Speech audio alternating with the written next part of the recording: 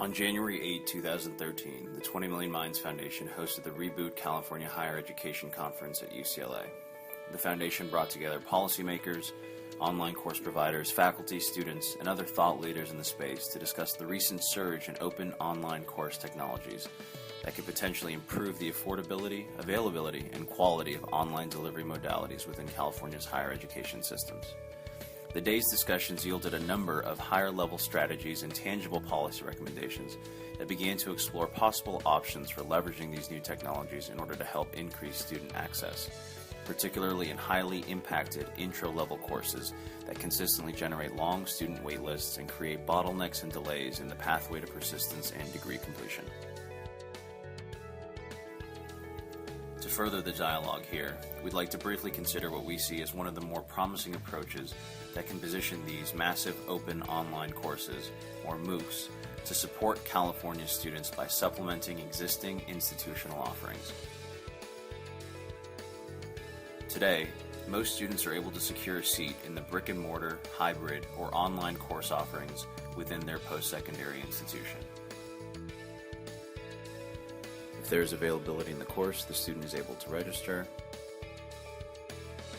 and after successfully navigating the coursework and passing a completion exam, a student is able to earn credit towards their degree. However, for an increasingly large number of students, traditional course seats are not immediately available. If we consider the California Community College system alone, last year 80% of campuses reported having waitlists for fall classes, with an average of more than 7,200 students waitlisted per campus. For these students that have exhausted all traditional and online options through the institution but remain caught in these bottleneck courses, these new online platforms can provide a final alternative path. This path can be facilitated by leading online platforms that can operate as a pressure release valve of sorts, a vehicle to support and supplement, and never to supplant, the core institutional offerings. And towards that end, eligible platforms would be highly restricted. Approved groups would offer only courses and not full degrees, and have pricing models that are comparable to those of institutional offerings, that empower faculty at the institutions to drive course delivery on the platform and allow for a comparable completion exam to prove concept mastery,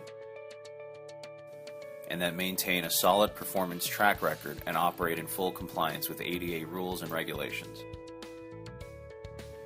And as we remain mindful of the true total cost of a student's education, preference should be given to courses and providers that offer a free and open textbook via the California Open Source Digital Library as the core course text.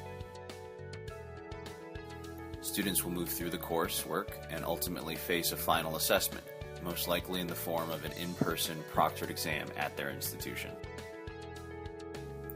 Ultimately, successful navigation of all required course elements will secure full course credit to close the loop in a consistent and transparent way for students.